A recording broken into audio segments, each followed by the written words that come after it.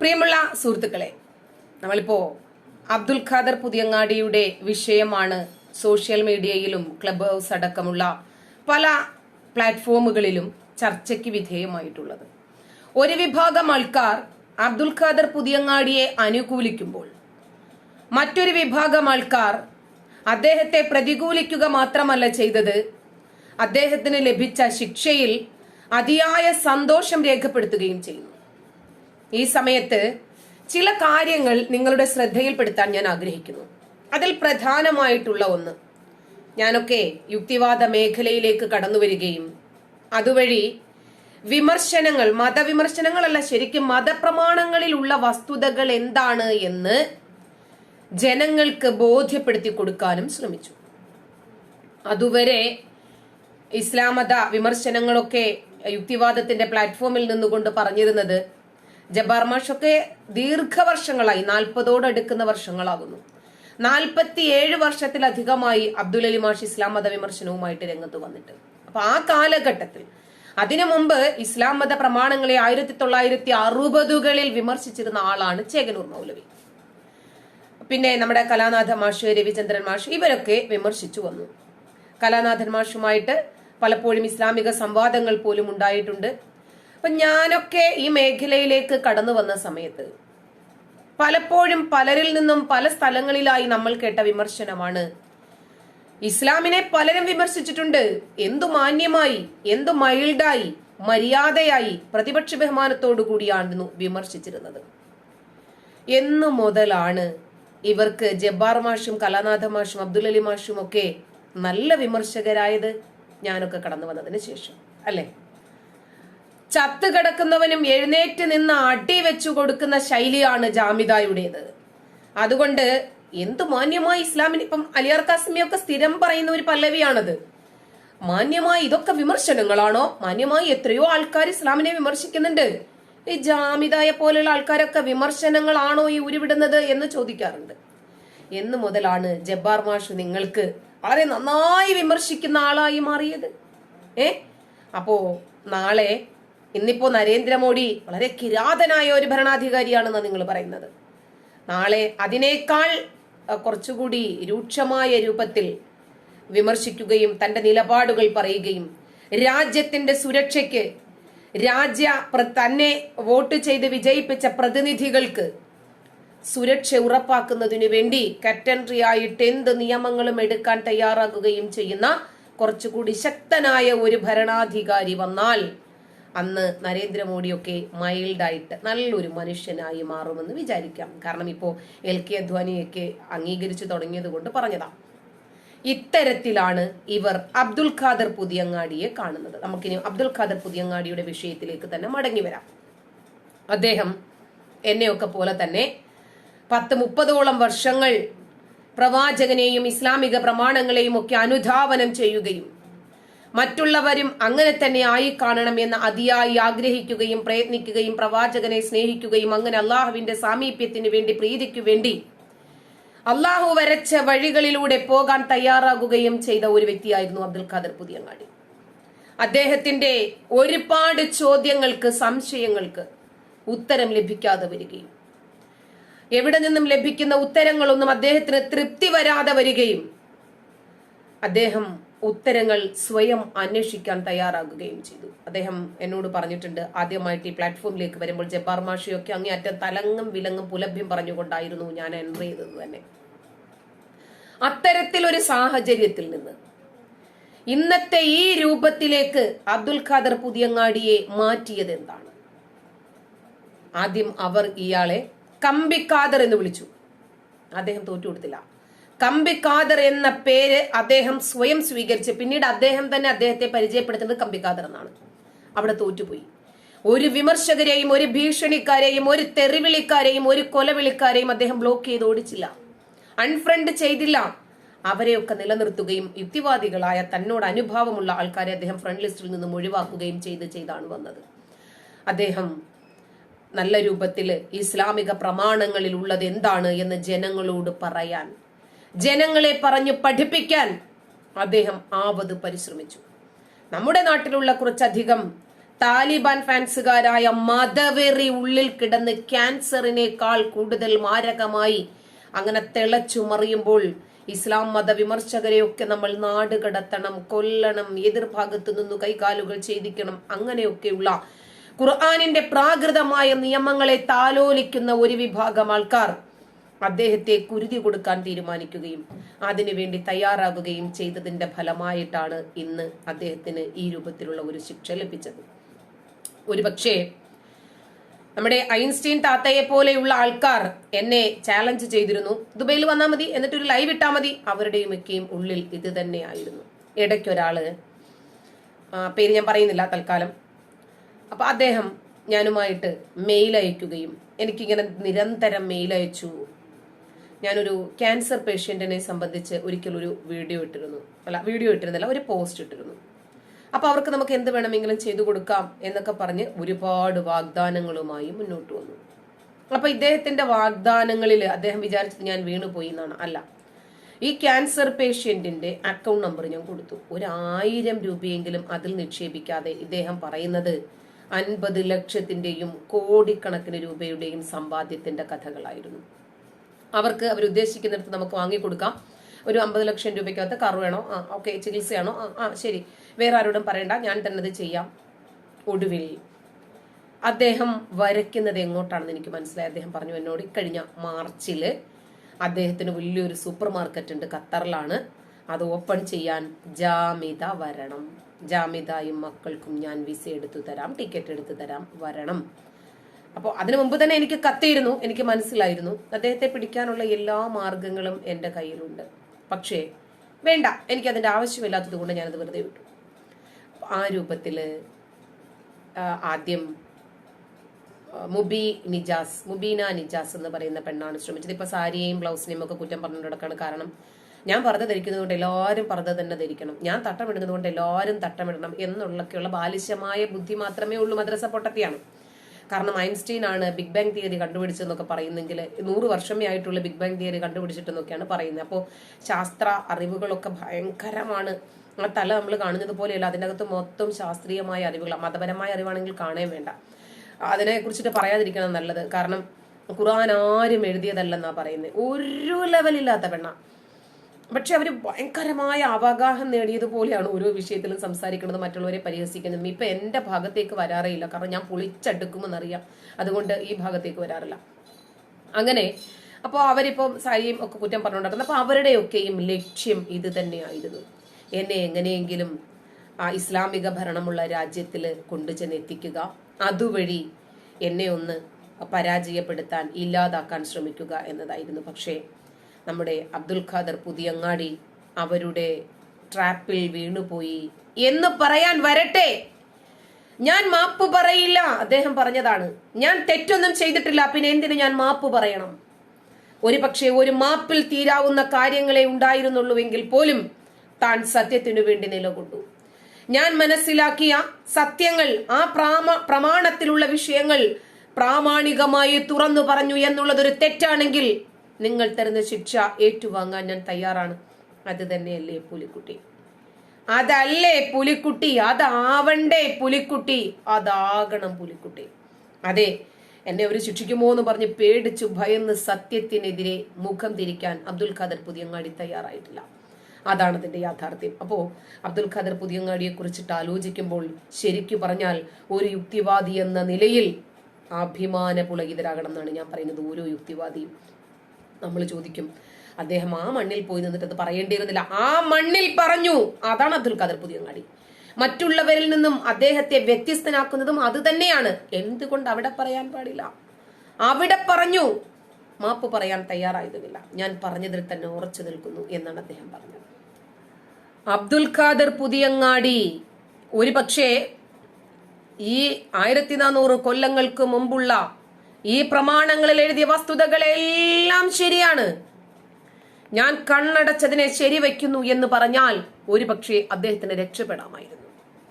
എനിക്കൊരു തെറ്റുപറ്റിപ്പോയതാണ്, ഞാൻ മനസ്സിലാക്കിയത് അങ്ങനെയാണ് എന്ന് പറഞ്ഞാൽ ഒരുപക്ഷെ അദ്ദേഹത്തിന് രക്ഷപ്പെടാമായിരുന്നു. പക്ഷെ പ്രമാണങ്ങളിലുള്ള വസ്തുതയാണ്. ഞാൻ പറഞ്ഞ മാപ്പ് പറയാൻ തയ്യാറല്ല, ഞാൻ തെറ്റൊന്നും ചെയ്തിട്ടില്ല. കാരണം അദ്ദേഹം മതഗ്രന്ഥങ്ങളിലുള്ള വിഷയങ്ങൾ മാത്രമേ പറഞ്ഞിട്ടുള്ളൂ. അപ്പൊ അതിലുള്ളതൊക്കെ തെറ്റുകളാണെങ്കിൽ മതഗ്രന്ഥങ്ങൾ തെറ്റാണ് എന്ന് നിങ്ങൾ സമ്മതിക്കേണ്ടി വരും. അദ്ദേഹം ഇസ്ലാമിനെ കുറിച്ച് കൂടുതൽ പഠിക്കാൻ ശ്രമിച്ചപ്പോൾ വന്ന സംശയങ്ങൾക്കൊന്നും ഉത്തരം ലഭിക്കാതെ വന്നപ്പോൾ വ്യത്യസ്തമായ ഗ്രന്ഥങ്ങളിലൂടെ അദ്ദേഹം മനസ്സിലാക്കി, സൂക്ഷ്മമായ പരിശോധന നടത്തി, ഗവേഷണം നടത്തി. സ്വന്തം ചിന്താമണ്ഡലങ്ങൾ ശരിയാണ് എന്ന് അദ്ദേഹത്തിന് സ്ഥാപിക്കേണ്ടി വന്നത് മറ്റ് ശരികളൊന്നും അദ്ദേഹത്തിന് ലഭിക്കാത്തത് കൊണ്ടാണ്. മതഗ്രന്ഥങ്ങളെ വ്യാഖ്യാനിച്ച് വെളുപ്പിക്കുന്ന ഒരു വിഭാഗത്തിന്റെയും ഉത്തരങ്ങളിൽ അദ്ദേഹം തൃപ്തനായിരുന്നില്ല. മതഗ്രന്ഥങ്ങളിൽ ഉള്ളതൊക്കെ ഈ ആധുനിക സമൂഹത്തിന് അംഗീകരിക്കാൻ സാധിക്കാത്തതാണ് എന്ന് അദ്ദേഹം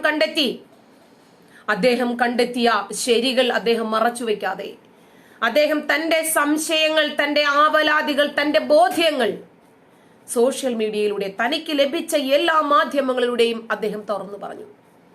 അദ്ദേഹത്തിന്റെ ഭാഗത്ത് തെറ്റുണ്ട് എന്ന് തെളിയിക്കാനോ മതഗ്രന്ഥങ്ങളിൽ അതില്ല എന്ന് പറയാനോ മതപണ്ഡിതന്മാർക്ക് സാധിച്ചില്ല.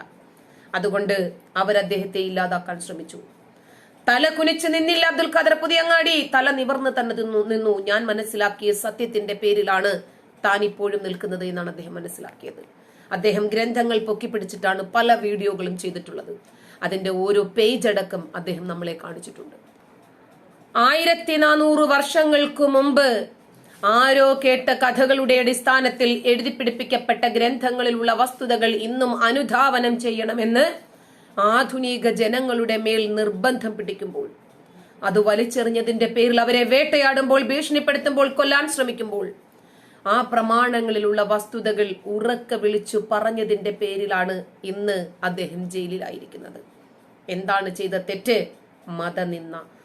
മതത്തിലുള്ള മതപ്രമാണങ്ങളിലുള്ള വിഷയങ്ങൾ പറഞ്ഞാൽ എങ്ങനെയാണ് മതനിന്ദയാകുന്നത്?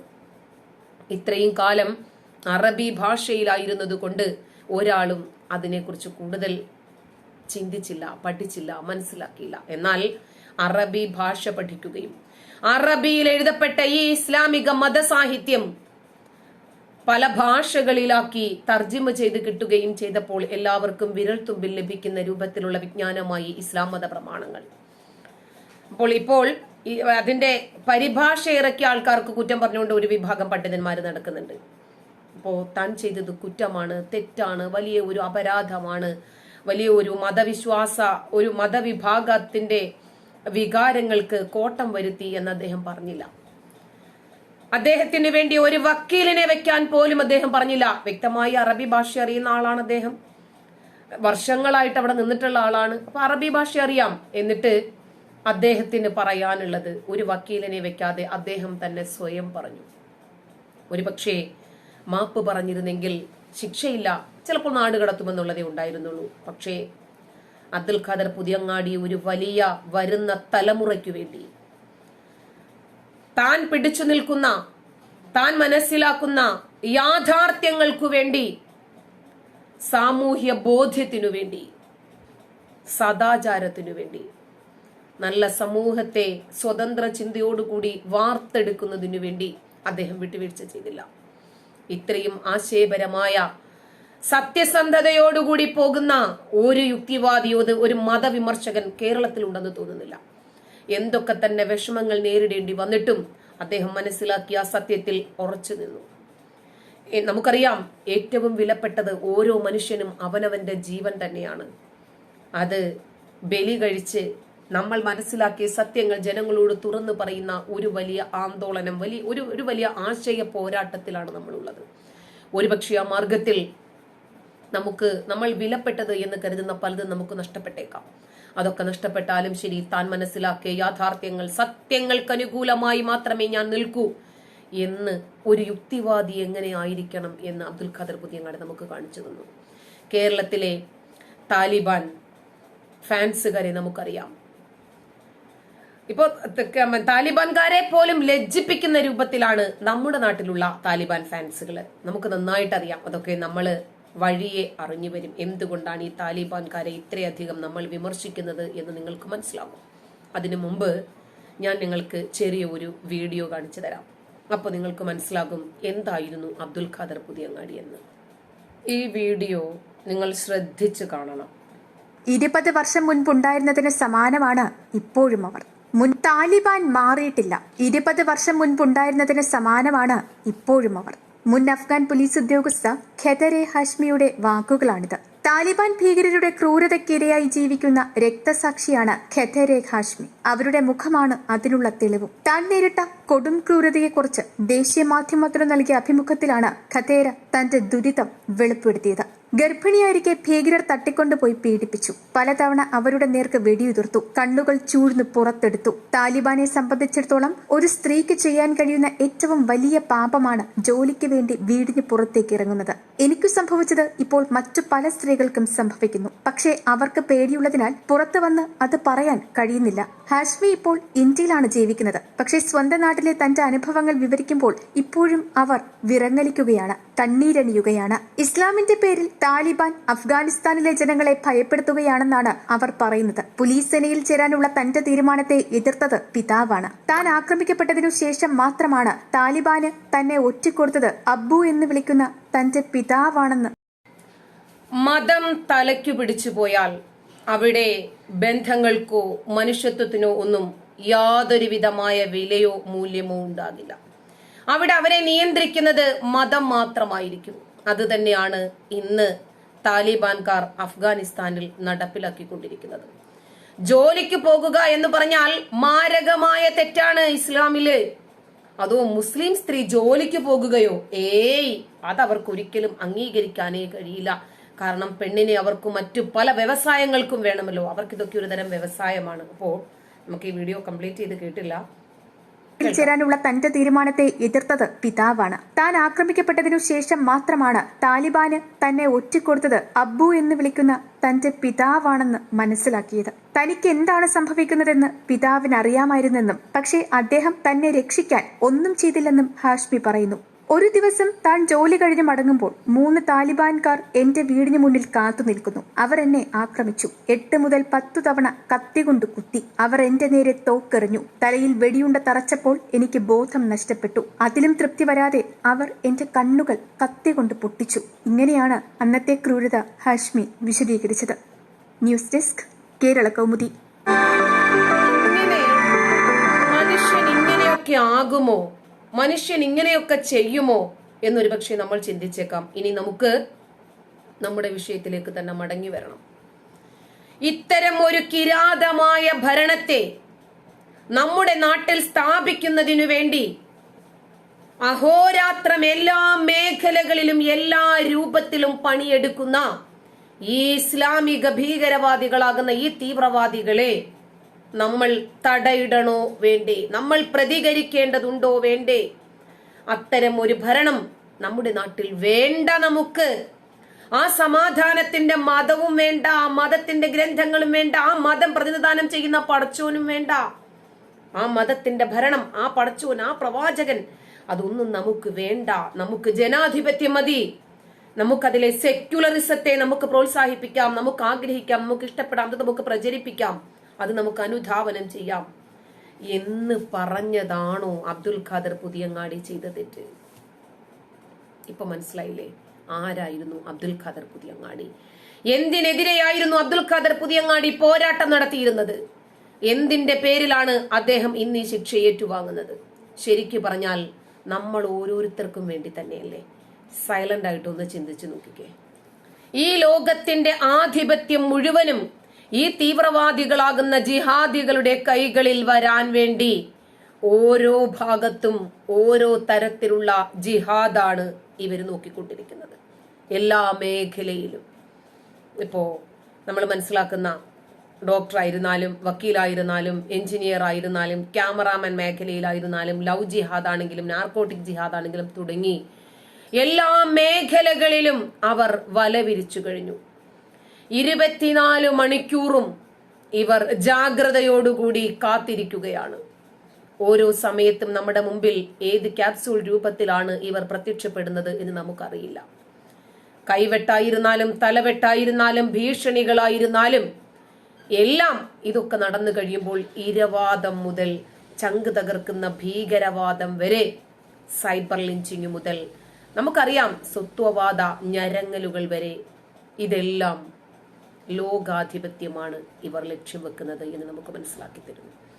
മുസ്ലിങ്ങൾ മാത്രം ജീവിച്ചാൽ മതി, ഇസ്ലാമിന് കീഴ്പ്പെടുന്നവര് മാത്രം മതി, ഇസ്ലാം അവർ സ്വീകരിക്കുന്നില്ലേ, അവരോട് യുദ്ധം ചെയ്യാൻ വേണ്ടി അലറി വിളിക്കുന്ന ഒരു ഗ്രന്ഥം ഇവിടെയുണ്ട്.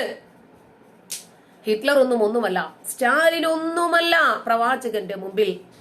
അതുകൊണ്ടാണ് മോസ്റ്റ് ഇൻഫ്ലുവൻഷ്യൽ പേഴ്സൺ, ഈ ലോകത്തെ ഏറ്റവും കൂടുതൽ സ്വാധീനിച്ച മനുഷ്യൻ, ഇഷ്ടപ്പെട്ട മനുഷ്യനെന്നല്ല, ഫോളോ ചെയ്യുന്ന മനുഷ്യനെന്നല്ല, മറിച്ച് മനുഷ്യനിൽ സ്വാധീനമുണ്ടാക്കിയ മനുഷ്യൻ മുഹമ്മദായി നമ്മുടെ മൈക്കിൾ എച്ച് ഹാർട്ട് രേഖപ്പെടുത്തിയത്.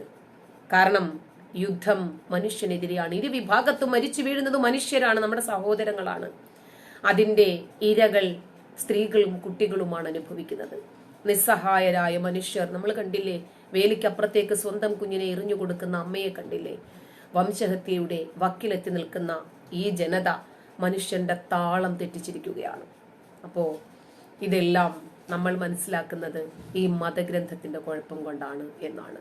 കാരണം ഈ മതത്തിലുള്ള വിഷയങ്ങൾ വെള്ളം ചേർക്കാതെ, ആരെയും പ്രീണിപ്പിക്കാതെ, ആരോടും വിധേയത്വം കാണിക്കാതെ മനസ്സിലാക്കിയ സത്യങ്ങൾ സത്യസന്ധമായി തുറന്നു പറഞ്ഞതിന്റെ പേരിലാണ് അബ്ദുൽ ഖാദർ പുതിയങ്ങാടി ഈ പോരാട്ടത്തിൽ ഒറ്റപ്പെട്ടു പോയതും ശിക്ഷ അനുഭവിക്കേണ്ടി വന്നതും. അതിൽ നിന്ന് നമുക്ക് മനസ്സിലാക്കാം, അദ്ദേഹം സത്യസന്ധനാണ്, ധീരനാണ്. കേരളത്തിലെ ഫാസിസ്റ്റ് വിരുദ്ധ പോരാളി എന്നാരെയെങ്കിലും നമുക്ക് വിളിക്കാൻ പറ്റുമെങ്കിൽ നമുക്ക് അക്ഷരം തെറ്റാതെ വിളിക്കാം അബ്ദുൽ ഖാദർ പുതിയങ്ങാടിയെ. കാരണം വ്യാജവും കപടവും നിരർത്ഥകവുമായ ഈ ലോകത്ത് എന്തിനും വേണ്ടി മനുഷ്യൻ എന്ത് തരത്തിലും തരം താഴാൻ മടിയില്ലാത്ത ഈ കാലഘട്ടത്തിൽ സ്വന്തം ബോധ്യങ്ങൾക്ക് അനുകൂലമായി ഉറച്ചു നിന്നതിന്റെ പേരിൽ അദ്ദേഹം അനുഭവിക്കേണ്ടി വന്ന ഈ പ്രയാസത്തിൽ നമുക്കും പങ്കുചേരാം.